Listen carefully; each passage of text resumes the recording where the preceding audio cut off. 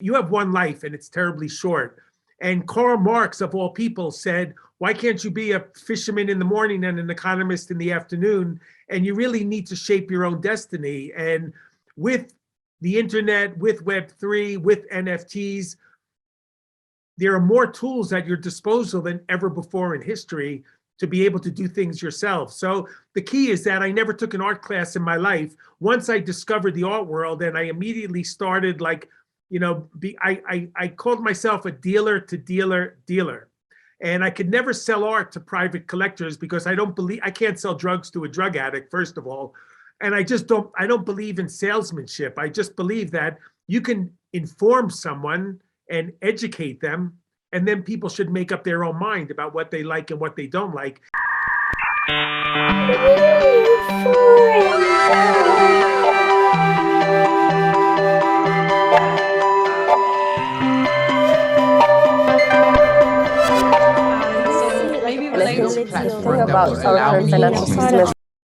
Hello everyone, and welcome yet to another episode of NewForum. NewForum brings together leaders, creators, new starters, and new perspectives on crypto, the Metaverse, NFTs, Social 3, and DAOs.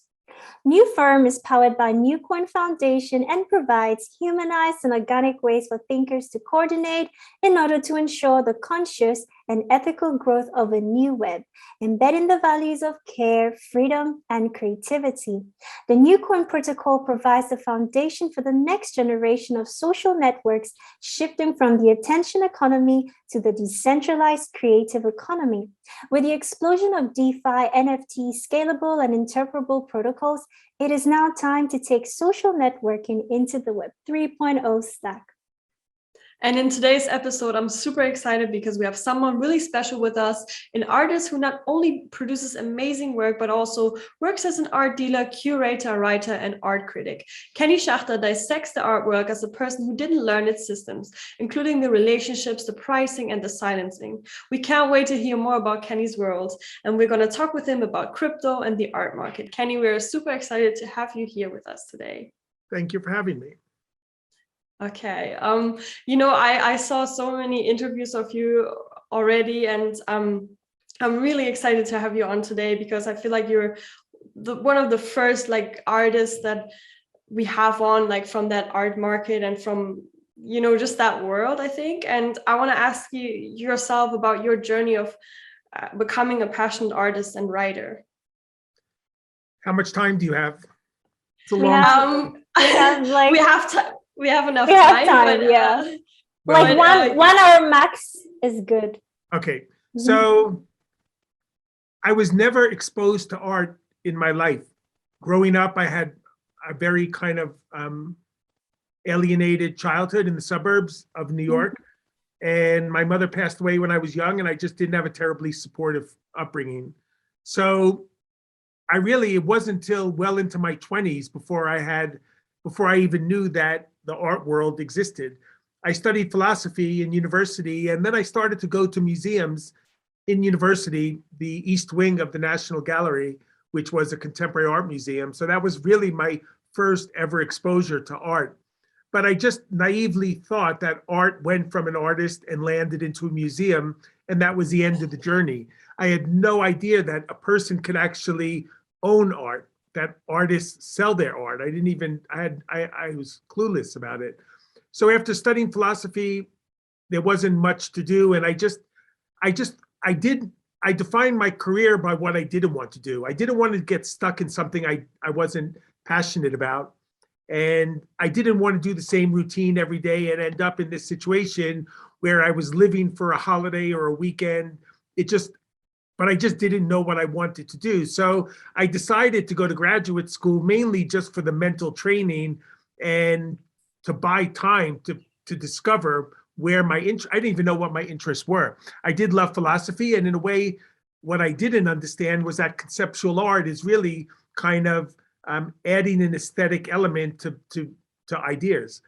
So I went to law school, but with no intent to practice whatsoever. 3/4 into my first year, I quit going to school, told my employers that I was in night school, which there was no night school. I took classes that I found out didn't require attendance, or it wasn't checked anyway.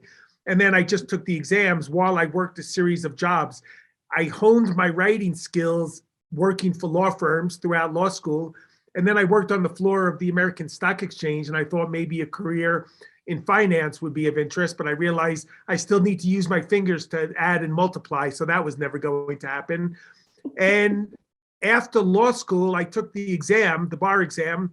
I was certain I didn't pass it. And then I realized I wanted to do something creative and entrepreneurial. So the only thing I could think of that qualified was fashion.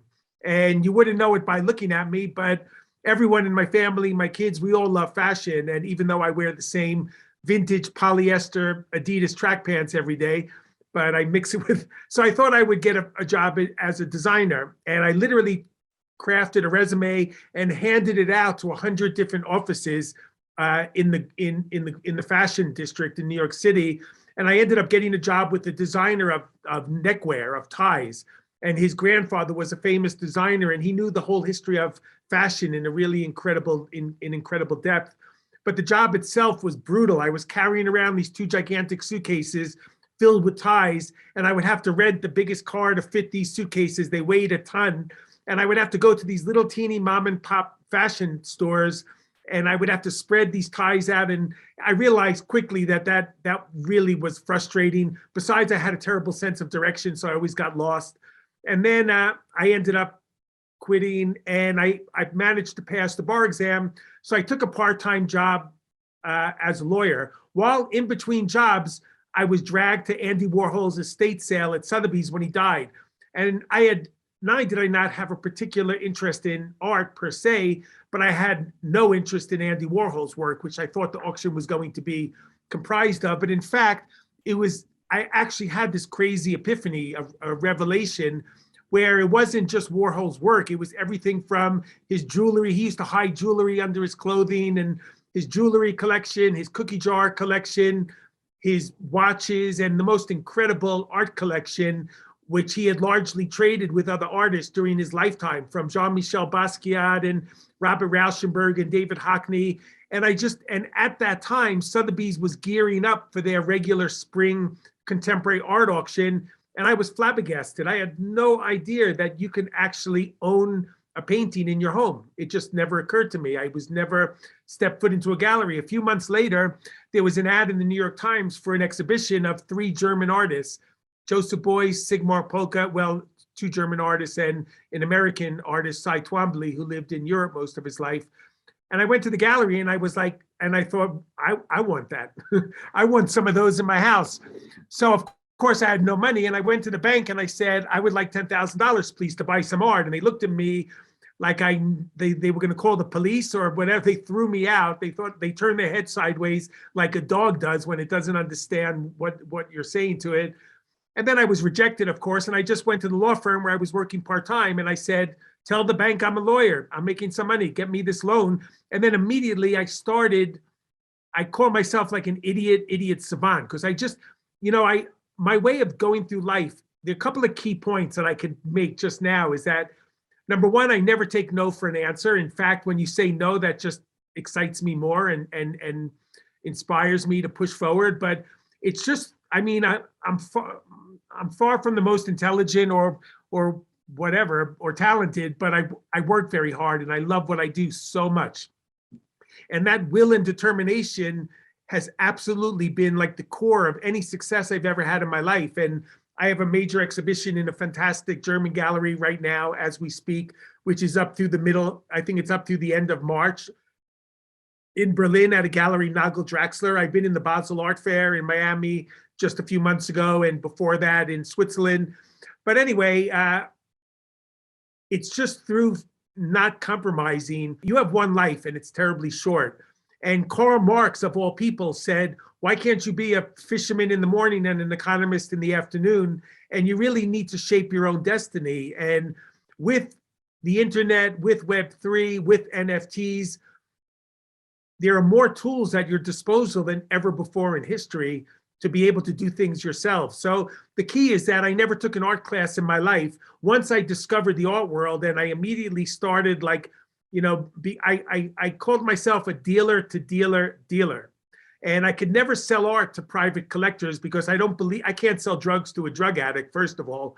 And I don't believe in salesmanship. I just believe that you can inform someone and educate them, and then people should make up their own mind about what they like and what they don't like. And I don't have the patience or the interpersonal skills to relate to people enough to try to, and I feel too like morally obligated that they would like something for the rest of their lives. I was self-taught and didn't know anything before art from World War II, say. And so I decided, instead of taking another class after graduate school, I decided to teach. And to this day, I've never stopped teaching since the early 90s. And I started to teach then for the same reason I do now, which is to learn. It puts a gun to my head and forces me to study in a way that I would never do if I wasn't in that pressured situation. So I was hired for 6 classes to teach at the New School of Social Research in New York. And the dean said I have no graduate degree, yet have never taken an art class. But because I had a law degree and I had curated with my peers a half a dozen shows, I got hired on probation to teach 6 classes. And then the dean left the school and I was on the books as an adjunct professor. And I've been teaching ever since. And I'm now teaching at University of Zurich, School of Visual Arts in New York and NYU. And I lecture all over the world at Yale and Smithsonian Museum and all over all the time, including on Sunday in Switzerland. So that was the long answer to a short question. Honestly, I think this is such an inspiring story. I think the audience will also relate because, a lot of young people watching this right now. And if you are a creator or artist, the journey is not always, you don't always know what you're doing, or, even with university and things like that. And to see you talk about this and be so real, I think that's a big inspiration. To add on to that question, I just wanted to ask, how did you then did you start making art, or did you start at first like collecting art? Like, what was your all the above. process with everything together? I mean, I think, again, relating to what you said, and it equally and especially relates to the last year and a half of my NFT experience and crypto experience, I am a strict believer in doing things. I mean, you could analyze things and go back and forth and weigh the pros and the cons and make a list and be rational about it. That's not who I am. I mean, I created these NFTs and people are always asking me, what's the roadmap? What's the roadmap? And I reply like, I'm not Stalin. I don't have a 5-year plan. I don't know, like I've been away for nearly 2 months in Europe, doing a show in Berlin and teaching and meeting museums and various projects. I don't even know what time I'm flying on Monday. I mean, I'm very ad hoc and I love to just be spontaneous. And I can't even tell you with all honesty what I'll be doing in 6 months. I never planned anything other than just finding something that I love so much to do that I really don't consider it working at all. I mean, I write for ArtNet, I've written for books for MIT and for Springer Verlag, books on artists, Paul Tech, Vito Acconci, Gerhard Richter, Sigmar Polka. I had a very close working relationship with the architect Zaha Hadid. But I just know I'll be writing, teaching, and making art. That's enough. The particulars of where, how, why, and when, I consider myself cynically idealistic. And I just know I'll be doing those things, but where I'll be doing it, I don't know. I've applied for various projects through the gallery I'm working with, or various auction houses, and the auction houses have become very proactive as being primary agents in the sale of NFTs. They've taken over where the galleries have run away with their head between their legs. The auction houses have filled in the gap where the galleries have been too frightened or not willing to give up control and access to the market. So the auction houses have stepped in. So I've done stuff with Sotheby's, and I've done stuff with the Japanese auction house, SPI. So anyway, I started just, again, like I wanted to make art, but the art world is so exclusionary, so snobbish, and so hierarchical that, I mean, I could be your grandfather, yet your father, and the art world still barely accepts me for who I am. I mean, I did this piece where I wrote the word dealer across my face, because in the art world, they're always looking for a way to dismiss you. You can't do this because you didn't do that. You didn't go to the right school. You didn't take the right track through your career. Or like, the art world is always telling you what you can't say, what you can't do, how, and that's just not the way that I live. I do what I want to do as long as I'm not breaking the law or hurting anybody. And if I choose to make a fool of myself, which happens quite regularly, according to my family, that's my prerogative. So why shouldn't I? And if I want to make a song and do a music video to convey a point about the art world, then I'll do it. And if it's stupid, believe me, with reality testing and social media, I find out soon enough if something I've done doesn't quite work out the way I hoped or planned. So I started collecting art. I love to surround the office where I work in New York, it's just filled with like over 100 small works. And really, it's like a snapshot of what's going on in my mind, like an atom smasher. So I started curating exhibitions, and in a way, it's like I taught to learn. I wrote, because I learned to write as a lawyer, training as a lawyer. I was going to art fairs, I taught myself art through going to Germany. I always believed in being interdependent and global in my worldview. So when in America, there was a very localized mentality in the 80s where not many people, I would just get on a plane every other week and go to Germany and go to every city, because Germany has an extraordinary culture, history of philosophy and fine art. And I particularly related to the art of some of the artists I've already mentioned, and Gerhard Richter. And I just would go to museums and meet an artist and go to studios and then meet other artists. And because I had the flexibility to move, because I wasn't rooted in one physical space, that's how I was able to teach myself art and gain an education that you would never be able to gain in school. So really, I began working with my peers in a way because I wanted to show my art. And no one, to this day, only like in the last 2 years or so, not even, have people even today I get people pushing me back and trolls, and I get attacked so much from the fine art world because of NFTs. Before that, because I was writing these articles, you mentioned, like, take a breath. Because I never went to art school, because I never worked in a gallery, I don't know what you can do or what you shouldn't say. So I've always been fascinated by art once it enters the dissemination system of the art world and enters the stream of commerce. So I'm constantly analyzing the machinations of the art world, because I worked in fashion. I mean, imagine you walk into a boutique and they say, you're not the right kind of person we want to like characterize our brand, so we're not going to sell you this shirt. I mean, that's the art world. The mentality is so awful. Right. And I've taken it upon myself. I love to teach. I love to pull back the curtains. Anyone who's listening to this can contact me 24 hours a day, and I assure you I will personally respond within a day. And if there's any way that I can help people, if it's within my power, it gives me a great amount of pleasure and satisfaction, because the art world is absolutely unlike that. I'm probably the only person in the world at this stage of my career that answers every email and goes out of my way to try to help people, because no one ever really did that for me. And I just think it makes such an impactful difference in the lives of people, because the art world can come across as a really crappy place to be. Very cold, very unforgiving, very closed-minded. And like I said, like, they pigeonhole you, they look you up and down, they see what shoes you're wearing, where they think they can, slot you, whether you're a collector or a curator or another art dealer. So anyway, I just started doing everything, and I jump in first, and then I learn from my mistakes in life.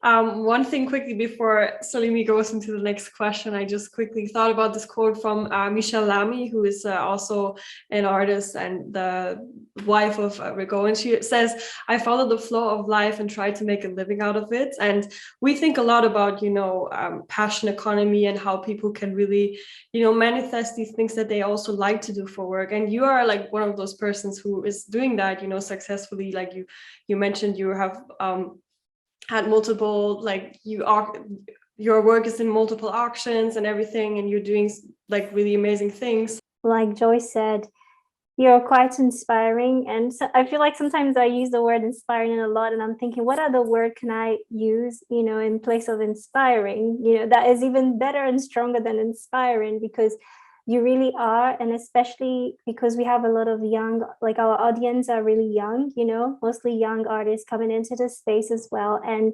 sometimes, you know, people overthink, you know, there are a lot of, you know, so-called perfectionists and everyone, you know, and then with the current, you know, social 2 platforms, there's a lot of comparison going on, and, you know, this person is doing this and I want to do that. And I feel like in life, things don't always go, it's not like one directional, right? You know, you never know where you're going to go. As long as you put your foot out every day, you wake up and you make a decision to live and to do things and to move forward, you know, you never know what will come your way. And I feel like you're like a living proof to that. And Joy and I are really inspired by your journey, especially your, you know, your background, your upbringing. You never quit, you know, it's like you keep going, and regardless of whether you had support or not, you just wouldn't take no for an answer. And I think that's super, super awesome. And I think your kids are really blessed to have a father like you, really.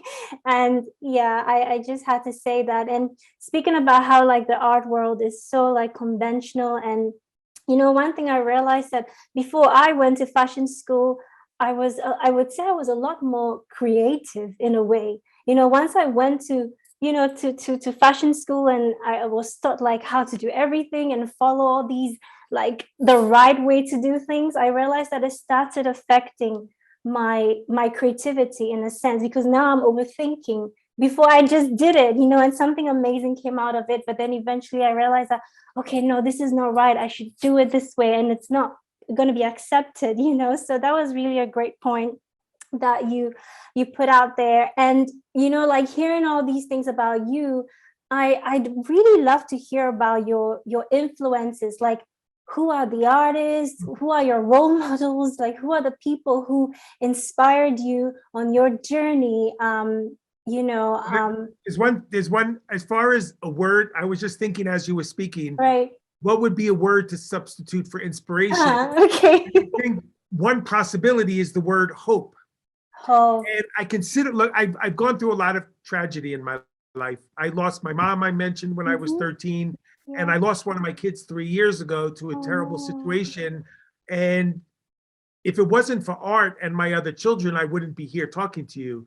And art gives me hope, and it's given meaning to my life, in fact, in a way that nothing else could. So another way is like, when you mention, like, I've come up against so many brick walls in my career of like, you have to create your own identity, your own destiny. You cannot, there's always going to be someone who had it easier, who's better looking, who comes from a better background, who went to a better school, who's achieved more success. You just absolutely have to put yourself into a silo, and you just can, you know, I mean, I was dreaming about Damien Hirst last night. You just, it's, you know, you just can't compare yourself to other people. When nobody would look at my artwork, or even, I mean, it took me 15 years into my career to even call myself a writer and to identify as an artist. I've been making art for well over 30 years, but only in the last like year and a half have I been able to make a living from my art exclusively because of NFTs. And now, for the first time in my life, I can even comfortably in my own skin refer to myself as an artist. And it shouldn't be like that. And you can't be so hard on yourself. And I understand social media and everything is, if you're not being quantified for how much money you're making, how many followers you have, and how many likes you have.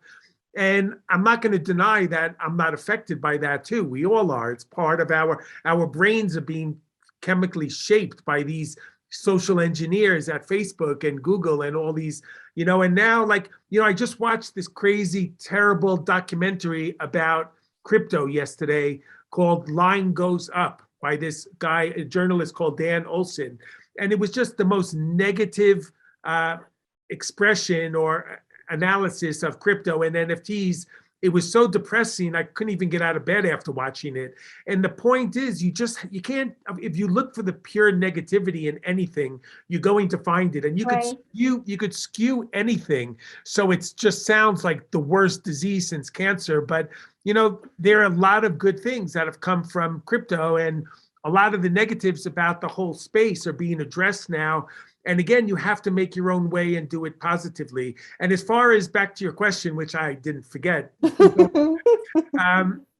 I had inspiration from an artist, one by the name of Vito Acconci, who was an American conceptual artist of Italian origin. He died a few years ago, and he was a poet, a video artist, a performance artist, and then he went on to do design, industrial design, sculpture, installation, and ultimately architecture.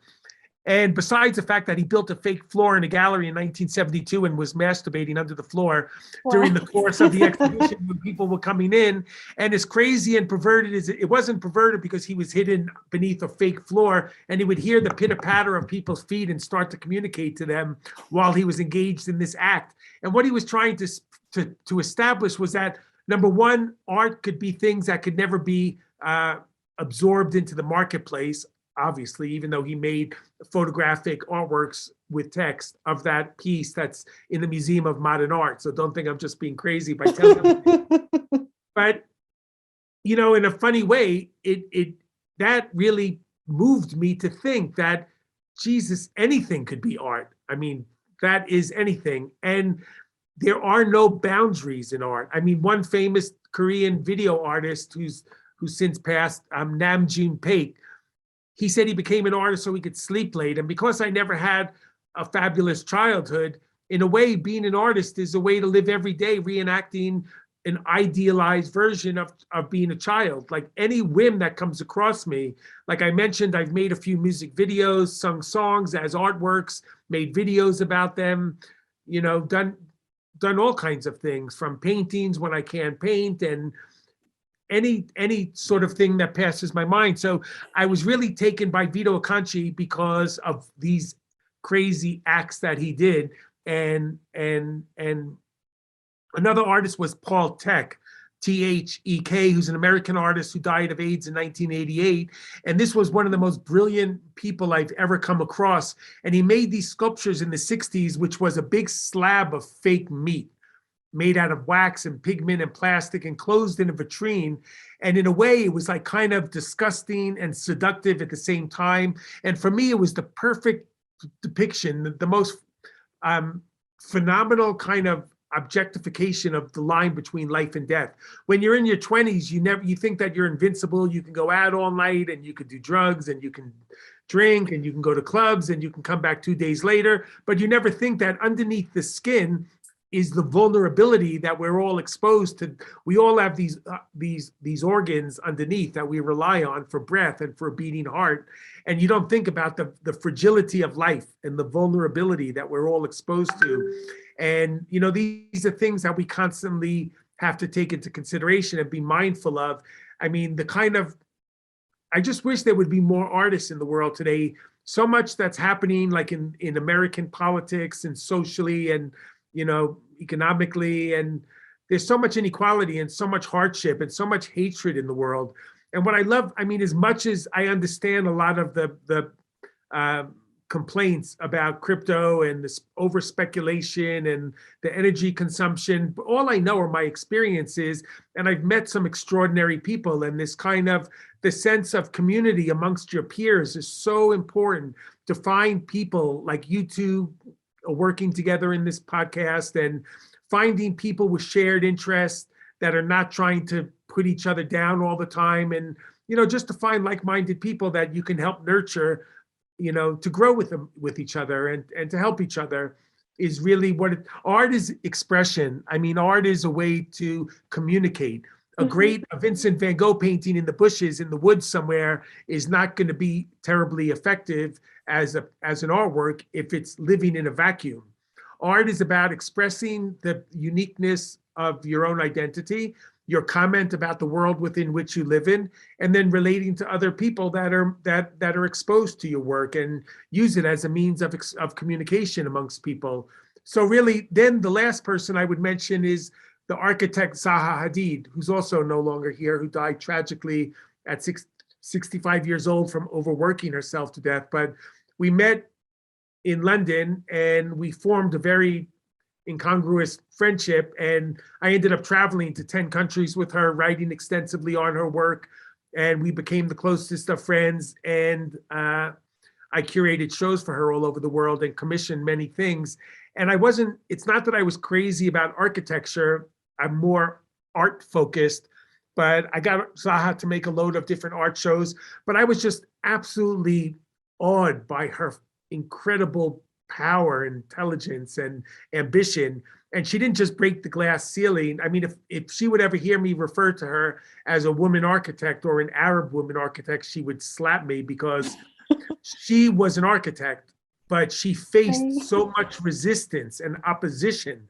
She's won architectural contests, and then had the prize, like to build an opera house in Cardiff in the UK, withdrawn from her, taken away from her, because these men in power couldn't conceive letting her build the building she wanted to build. For 30 years, she never built a building, and she wouldn't let anything stop her. Not even a nuclear conflagration would stop her. And we had lunch every weekend, and I know you'll find it hard to believe, and so would my family, but I would never, ever talk about anything I ever did to her. I would just listen. And to be around such a towering intellect and someone who persevered against the unthinkable adversity, it was one of the most cherished experiences of my life, that we spent so many years together. It seems like, when I hear like a lot of people, like we just had like a girl like our age as well who was into architecture the other day. And it seems like if you hear around and you hear fashion, art, music, architecture, there's all these like hierarchies or barriers that you have to overcome. And it's just like when you are a young artist or you're a young creator, you have like passion, it's just very discouraging.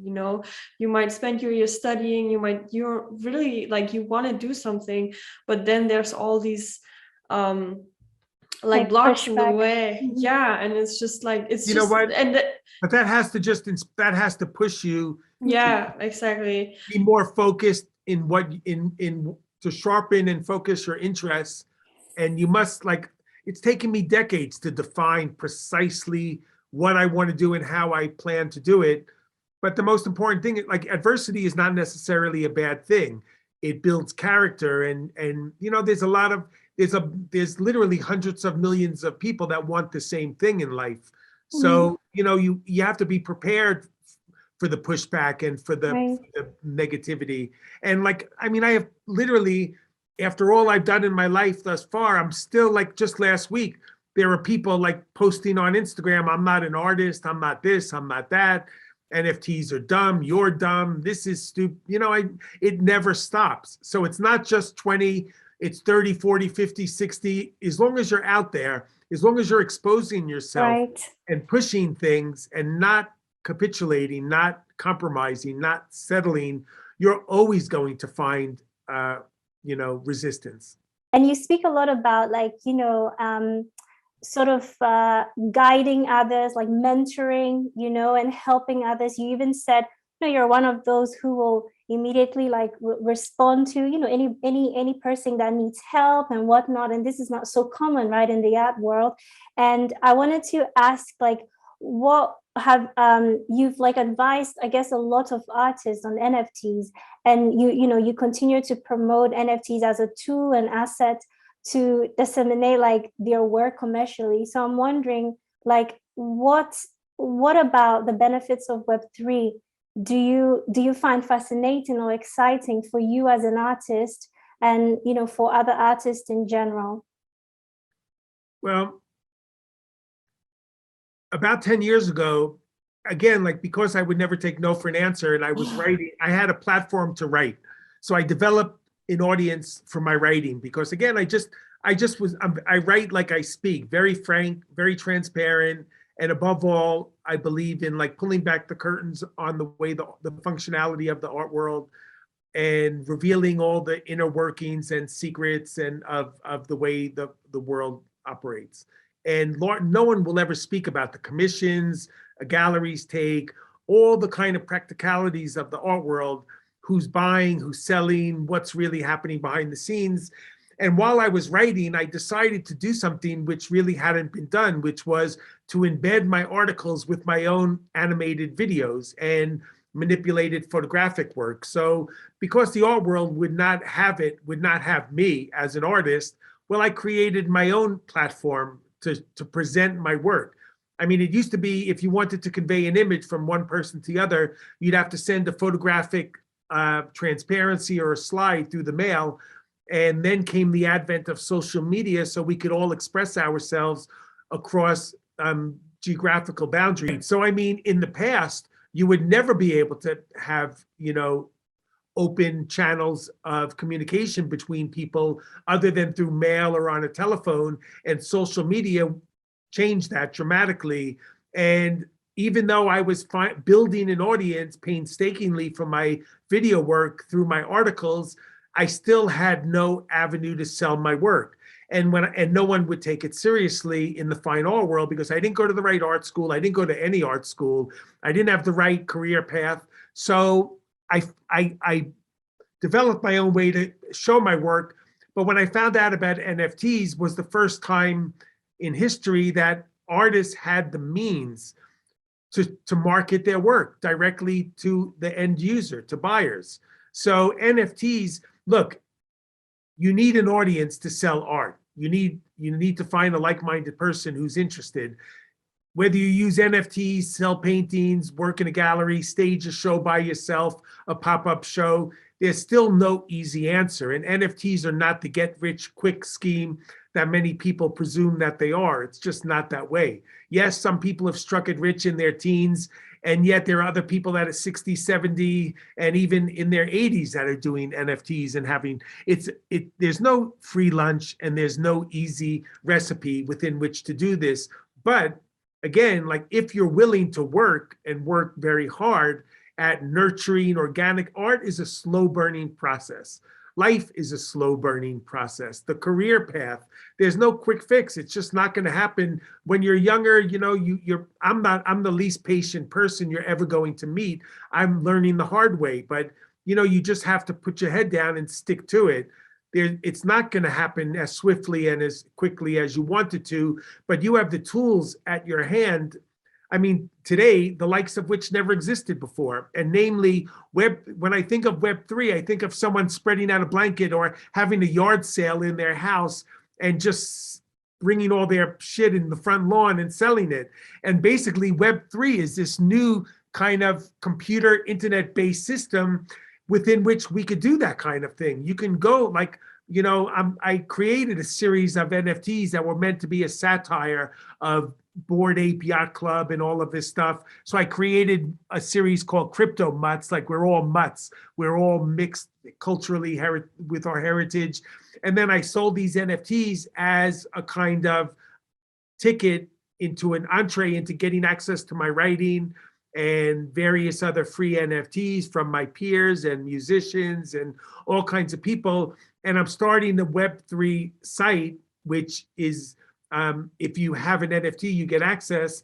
And I don't need, eBay or Amazon or these other Web2 ginormous companies that control our lives. And there's this vast kind of democratization going on. And there are gatekeepers. There's always going to be, some form of hierarchy. And, I've had a good year. This first year is the first year I've been able to make a living off of my own artworks because over decades, I built up an audience, and then along came the tools. I mean, as far as I'm concerned, we're in the middle of a renaissance for digital art. This is the first time in history there's been a structure, a system, the tools within which to actually own digital art and make a practical marketplace for it. So nothing I've ever done has been for the money. I've only ever followed my heart, and eventually technology caught up with my heart. And I'm not a coder, I'm not a programmer. For me, I've made digital animations in the early 90s. I've always loved technology or appreciated it culturally, because technology colors every part of our existence, and it's only getting to be more so. And through COVID and the tragedy of COVID, when everyone was locked down, that probably accelerated our assimilation with technology by 10 years, because the only window you can look out of if you didn't have a great view was your phone or your computer screen. And as a result, that was a kind of perfect storm, and the world more rapidly evolved to accepting technology. So I think Web3 and NFTs, it's not easy. It's no easier than trying to sell your work on a blanket on the street or in a gallery. But if you are industrious and if you take advantage of Instagram and Twitter and Discord, and I always advise you should never have a private Instagram account, and you should always use your accounts to promote what you're doing, because you need to make it as easy as possible for people to access what you're doing and to participate in the journey. I was about to say you're really mastered that one, you know. I think that's the advice for me, because mine is definitely private. Yeah. Oh, it doesn't make sense. I mean, your work is public. And I tell her. Now we gotta work on it. You don't have to post, you know, you could be conscious. I'm not saying, you know, you should post all your family holidays and your most personal experiences. Right. But you can have a separate private account for your closest. But that's I think that idea. For your work and for networking and communicating amongst your peers, I cannot express. I mean, I ended up at Richard Prince is one of the most well-known contemporary artists in the world. I met him through Instagram. I've met loads of collectors, writers. I mean, that's the only way I work alone in my office. I practically, I'm a recluse. But if it wasn't for social media, I would have no community. I would have no friends, basically. I mean, so many of my real life, it sounds pathetic, but so many of my relationships have come from social media and my opportunities. You know, it's like a resume. It's like a three-dimensional resume that's available 24/7, and it's very important. And that's the only way people could be aware of what it is you're doing and who you are. I wanted to say that, you know, like one of the struggles I had with social media, right, with the current pretty much social 2.0 platforms, is that I don't want to mention the name in particular, but you did. And the thing that I struggled with was the fact that I saw a lot of young people struggling, and this idea of comparison, right? And because this platform we're talking about is very visual, right? And everything is instant, right?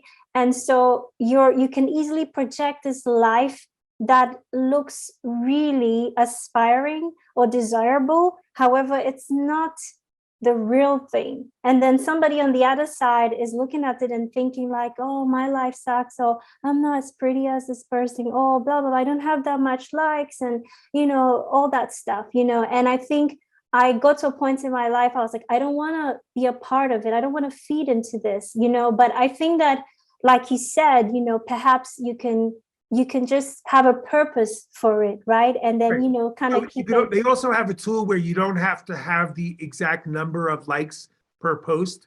It's like a recent thing I noticed. So that's one thing. Like that. And the other thing is to use it, you know, I mean, I would be embarrassed to just post like I'm on a plane and I'm going here and I'm going there. I very much use it as an expression of my professional life.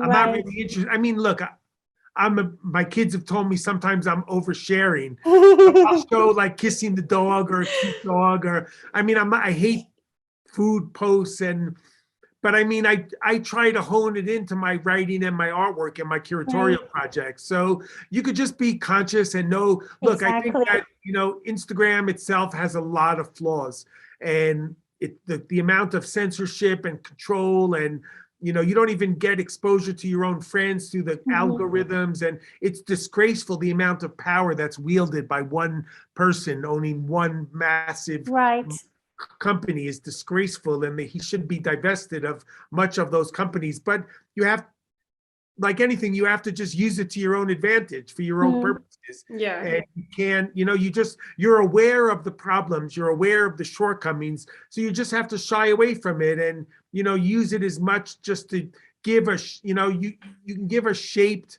perspective of the things that are important to you. Right. Without trying to just, a lot of people use it to flex and to brag and to, you know, the hype. Ignore that. That's just bullshit. And exactly. you know, Yeah. I love how, you just giving us tips now, and we Yeah, are kind right? of like, they're kind of like growing up with it and stuff. And it's like, but you're mastered the game kind of with how you do it, and it's funny that now it's that way around. And I wanted to add that I sometimes feel that this, when I post my work, or, I also do a lot of creative work and paint, and I'm into fashion. And the thing is, I sometimes have this pressure to always top myself, and I'm wondering if, because it is a creative process, like when you do a piece or when you do something, there is this process of you sometimes going through things, or you thinking about a thing, and it's almost like you have to instantly put something new out there, and then it has to be super good quality, like it has to be better than the other time before. And also it's like, before I used to, like when I made a piece, I would value it so much, and I was like, oh, on to the next one, kind of. I wonder what your thoughts are on that. Well, I mean, those are great points. And like, in a way, they say you're only as good as your last movie, or I mean, constantly. But the thing is, like, I mean, I was just recently asked to repeat a project I had recently done in another iteration for a proposal for another project. And I don't like looking back. And I mean, I recently had this computer problem where I literally lost like nearly 2 years of my archives. And it was very disturbing and unsettling. But in the end, it's like, you have to look forward. And of course, like, I feel the pressure. If I've done something I get content with, you can't look back, and you have so much ahead of you. So I mean, you don't want to put a disproportionate amount of pressure on yourself, so it's holding you back. But part of the excitement of life and the uncertainty and the positivity that can come from something like that is, yeah, you've done something, maybe you're content with what you've done, but moving on to the next thing is part of the adventure, and constantly have to challenge yourself. And I think one of the key ingredients for an open mind is this kind of unquenchable curiosity about things. So yeah, sure, it's hard. Like if you do a big project and you put all your work into it and all your heart into it, and then you're done and it's an anticlimax, and then you feel like you're starting from square one, but you are. That's just that's just the way it is. Exactly. So it's a challenge, and you just have to, like, get excited and move on to the next thing and put that behind you. And that's just an experience. And then there's so much, there's so many great things out there, and so many great things are unfolding on such a rapid basis. So that's fun. You have to just, you have to ultimately think that it's more of a game than a test, life. And you just can't, I don't take look, I'm dead serious about what I do, but I don't take myself too seriously. And you have to laugh at your mistakes, and, you can't succeed without failing, and you're going to fail more than you succeed. But if you're not failing, you're not trying hard enough, and you'll never succeed if you don't take risks.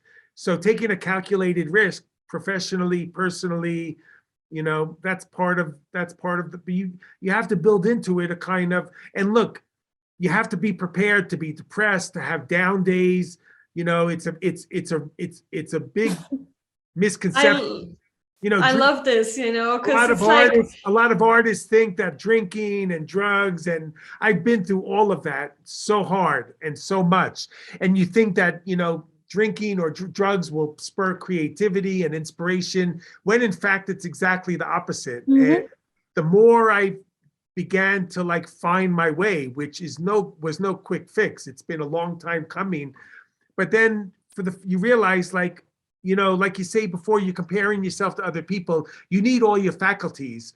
The only people you can't succeed if you're getting wasted all the time. It's not going to help, and it's not a solution. And there are times where I get so despondent I can barely get out of bed. But then I just know, like, tomorrow, the next day, something positive will happen, and invariably it always does. And then you just have to pull yourself up by the bootstraps. But if everything was good all the time, it would be dull. If it was sunny every day, you would get sick of the sun. And, you have to take the fallbacks, and that's going to happen. It's inevitable. It's in the end, it's good, because through those moments comes better things. Right. I really think you put out a great point. It's about the journey. Sometimes when I done something and it doesn't work as well as I want to, I get really like discouraged, and I just don't want to touch it for like half a year or something, and just let it there in the corner. But yeah, it's about the journey, and like you said, like there's always something that can, in this world, there's always something that can inspire you. Like right now, we are doing this work within crypto, with young artists, with NFTs, and that's really inspiring right now. And I'm wondering. I wanted to add something quickly. I wanted to add that every season comes with its lessons. Like Kenny said, it can't always be sunny. It's going to be we have winter season. We have, even as like nature does it, right? And so it's always going to come with its ups and downs. And I think most of the innovation that have happened, in even when you like in terms of art history, and if you look at all these amazing artists that inspire us, most of them made some of their amazing or great pieces during like a tragic time, during a time of some sort of a struggle, and then they projected that in their work, and they kept going, and that sort of made some sort of a mark and continues to inspire us still today. So, I mean, that's great. And I think another thing that most of the young audience struggle with, especially with these social 2.0 platforms, is the fact that we tend to compare, like we're doing the work, but I feel like sometimes we're not able to find a balance between, are we like saying yes to the people, or the people that we want to follow us or our followers, and saying no to ourselves. So for instance, you're making a work, but you're just making it to please this person who is following you, this person that you want to see you do something awesome, versus you just focusing on innovating and putting your passion into the work and doing something valuable that you love, but not just because you want to get attention from A or B. And I think that's some of the struggles that most of the young, I think, creators face with this social 2.0 platforms. And I kind of just wanted to add that. But thank you. You said such an amazing. I can relate to that, because it's like Right. Every time I find someone and I see someone following me that I really look up to or admire, and they then unfollow me or something, I'm like, oh my God, like they hated my work. And it's like, what? It's like, instead of just focusing on me. And also I want to add to that with finishing work, like sometimes I'm like, is it done now? Is it done? Or did I not put enough work in? Is it rushed almost because I'm trying to get it done? So all these things, but technology also brings a lot of innovation, like video. It's funny because just to show you that, just to show how pathetic I am, and it's not just, it covers, the age is not really a neat compartmentalization of these issues, because I got into there's an art dealer, Johann Koenig, who's a very famous dealer in Berlin, and I'm doing a book on crypto with a art historian who lives in Slovenia and went to Cambridge, and we're doing a book I'm co-writing a book on NFTs with him. But I got into an argument with Johann Koenig, who has a gallery in Berlin, and I noticed that he unfollowed me. I mean, these are two grown adults. And then I thought, well, fuck him, I'm gonna block him. It's so childish. It's like school, but I mean, it's so silly, like grown adult, like not just people in their 20s. He's 40, I think, and I mean, it's ridiculous, but it's funny, but that's what we've been reduced to. Exactly. Squabbling children in the schoolyard. And sure, it's hurtful. We're just human beings and we're all vulnerable. And it's hurtful if someone you look up to or respect, you notice they don't follow you. But again, like, you'll never find self-actualization or happiness from outside of your own state. And that's really the key. And I'm not the best example to go by, because it took me forever to get comfortable defining who I am. I mean, it's only recently that I've grown comfortable in my own skin, and it's been a long, long, long trek. And I think the most important thing to convey is that you can never be dissuaded. You just can't quit. And there'll be a lot of disappointments, but that's just part of it. There's nothing. I think that sharing these things is so good with our audience. I want to know right now your take on the metaverse. We have heard this like thing going around, and obviously like we are really trying to learn everything about it, and we see everything happening within gaming, fashion, and I want to know your take on the metaverse, the art world. Like, what do you see? Like, Well, I did a major metaverse project in Basel, Miami with Zaha Hadid. Her practice has flourished in her absence, and the company's actually grown exponentially. And they created a metaverse for me, and I co-designed with them an installation that was existing concurrently with the Basel Art Fair. And her company designed a space for me, and I did an exhibition within it. And I also am working on a few different metaverse projects now. My only complaint is that the interface or the actual experience as it stands today, I find to be ridiculously unsatisfying. Every time I go in the metaverse, I end up walking into the wall for half an hour. I end up dressing, I can never even dress myself. I always end up dressing inappropriately, not on purpose. And then I end up walking into a wall for half an hour because I'm so uncoordinated. I can never navigate. I find the user experience to be abysmal. But look, I'm sure, nothing will replicate walking outside your house down the street with nothing sticking in your ears and listening to the sounds around you and from the birds to the traffic.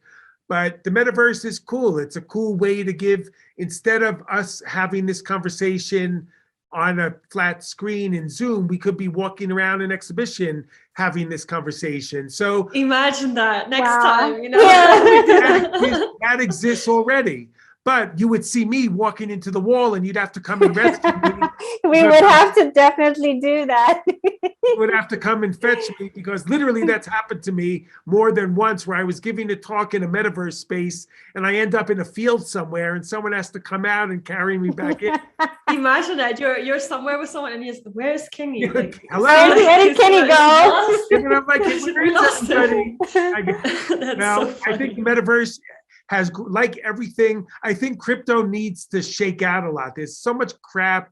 There's so much over speculation. There's so much short-term money grabbers, flippers. And, I just think, but again, like NFTs are 4 years old. It's only been in the public consciousness for less than 2 years. So it needs time.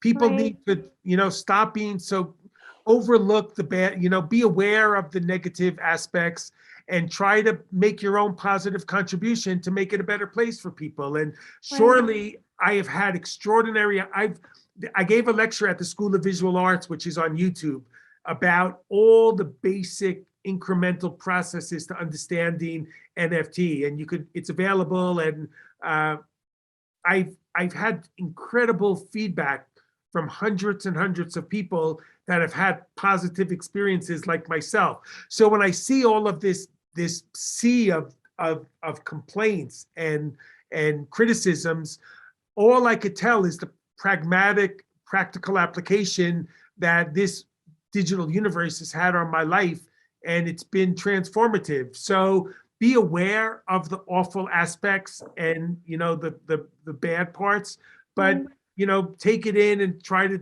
turn it around to something more positive, which it certainly has a potential for.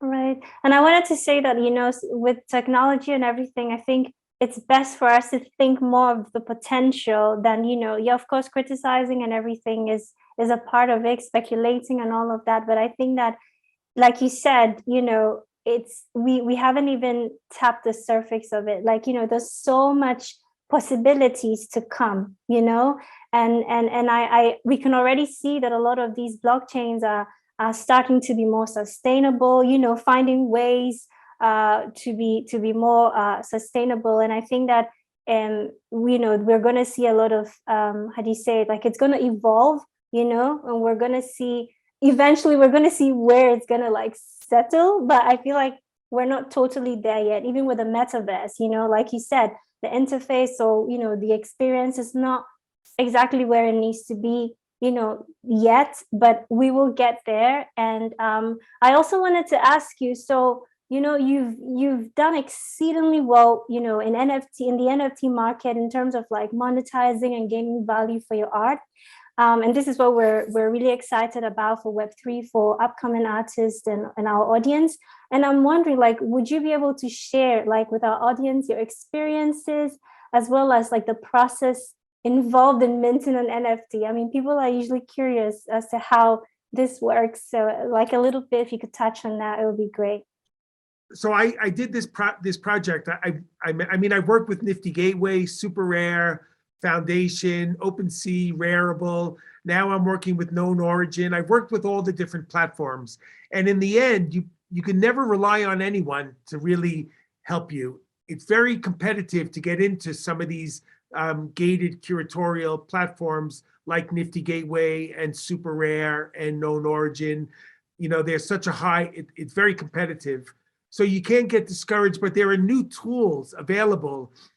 When I did my Crypto Mutts project and I sold 9,000 inexpensive NFTs in about an hour and a half, I deployed my own contract with the developer on Etherscan, and it's a very complicated project. But since then, a new tool has come out, which is called Studio.Manifold, and it's free, and it deploys the smart contract for you, which is incredible, and it's very easy to use. I'm happy to give you a kind of fact sheet on to help make it a little easier, but you know, you have to just find platforms that are accessible, and it's very easy now to mint your own NFT with this tool I just mentioned, which is free. And then you're going to end up with an NFT that either you're going to mint and place on OpenSea, and like, again, you know, due to the tragedy of COVID, there's more empty storefronts than ever before. Do pop-up shows, mixed fashion, art, NFTs, music. You know, you really have to just do it yourself and take matters into your own hands and utilize every tool that's at your disposal, and there are plenty.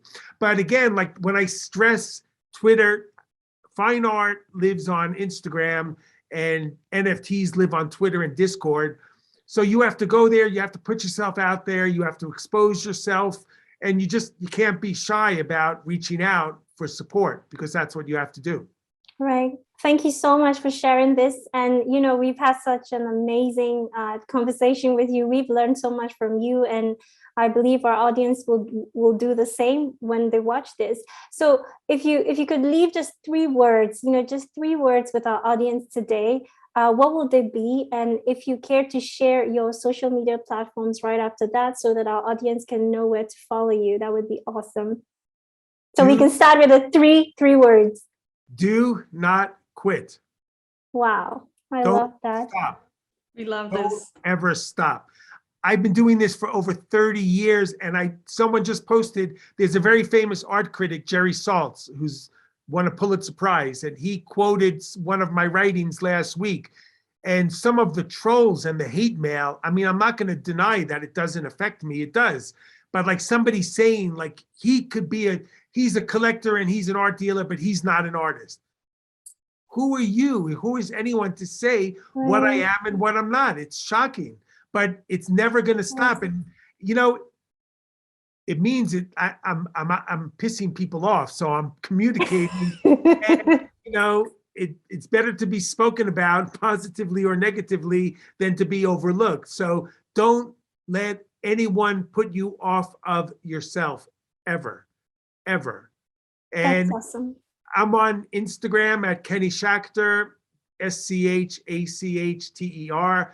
All of my archives, again, a very important thing is to document all of your work efforts and put them online. So all of my archives are at kennyschachter.art, A-R-T, and all of my writing, all of my podcasts, all of my lectures, all of my artworks are free. The same art that you could buy as an NFT, you could just look at it or download it on Vimeo or YouTube. I really believe in the non-hierarchical democratization of ideas, and you could send me DMs. I'm on Twitter, Kenny Schack, SCHAC, I think, and Discord under the Crypto Mutts. But I'm not hard to find, and I'm not hiding. And I Thank just think you. Definitely. be honest with Yeah. yourself, be forthright, and don't let anyone discourage you ever. Look, if people are positively critical, that's okay if they're trying to help you. But a lot of people, when they get jealous or they get defensive and they try to stop you or to hurt you, and you just have to use that as fuel. That's awesome. Thank you Do so not much, quit. Kenny. And we will put all the links. We will put all of his, all the links to his social platforms in the description below. So don't worry, you will be able to follow him. Thank you so much, Kenny. Really. Thank you for so listening, and much. thank you for taking the time to speak to me. And thank you so much for all to be part of today's forum. If you want to get more involved also in our community, make sure to follow us. We are on our socials. We are newcoin_NCO and NewForum. And we also have a private Telegram group where we discuss more about crypto and just, the creative economy in general. And you can connect with me and Salimi and all of the other amazing team members. Thank you so much, Kenny. Thank you, Salimi. It was such a great episode. Thank you. Thank you, guys. Thank you. And don't forget to like, subscribe to our channel, and see you next time. Bye. Bye. Bye.